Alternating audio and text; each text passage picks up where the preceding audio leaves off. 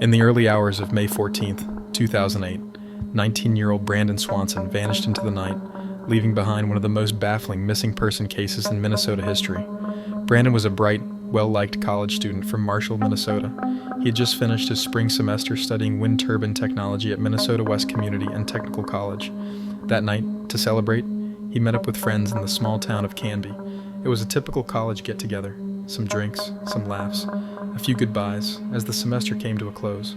Friends later said Brandon was in good spirits and had only consumed a modest amount of alcohol. By all accounts, he was completely capable of driving. Sometime after midnight, Brandon decided it was time to head home. Instead of taking the main highway, he chose a series of rural back roads, a decision that would ultimately lead to his disappearance. Perhaps he wanted to avoid traffic or police checkpoints. Whatever the reason, as he drove through the dark, unfamiliar countryside, something went wrong. Just before 2 a.m., Brandon's Chevy Lumina veered off a gravel road and became stuck in a ditch. He wasn't injured, but he couldn't get the car back on the road. Alone on a pitch-black road surrounded by farmland, Brandon pulled out his phone and called his parents. His father answered. Brandon calmly explained the situation, saying he believed he was near the town of Lind, which was about 10 minutes from home. He asked his parents to come pick him up. They got in their truck and drove out, staying on the phone with Brandon to coordinate. For nearly an hour, they tried to find each other. Brandon described flashing his hazard lights while his parents drove nearby roads, flashing their headlights in return, but no matter what they tried, neither could see the other. Growing frustrated, Brandon decided to leave his car and walk toward what he believed were lights from the town of Lind. He continued to talk with his father as he walked, navigating the dark countryside. The phone call lasted a full 47 minutes. During that time, Brandon described passing fences and hearing running water nearby. Then, without warning, he suddenly exclaimed, "Oh shit!" and the line went dead. Panicked, his parents tried calling back, but the phone rang and rang before going to voicemail. They searched the area for hours, but found nothing.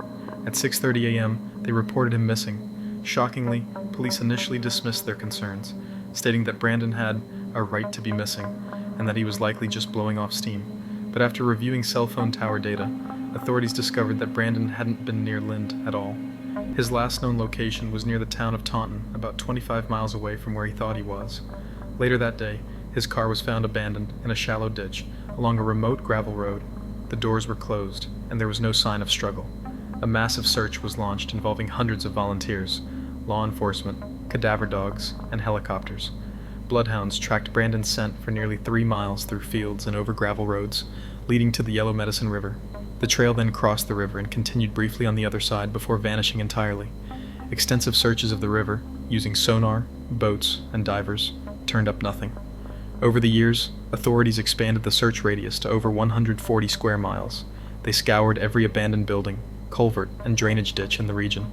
Still, no sign of Brandon, his clothing, his glasses, or his phone has ever been found. As time passed, theories emerged. Some believe Brandon fell into the river and drowned, though the continued scent trail suggests he may have made it across. Others think he succumbed to hypothermia in the chilly 40-degree night, or fell into an abandoned well or hidden ravine. A few speculate that he may have encountered foul play, though no evidence supports that theory.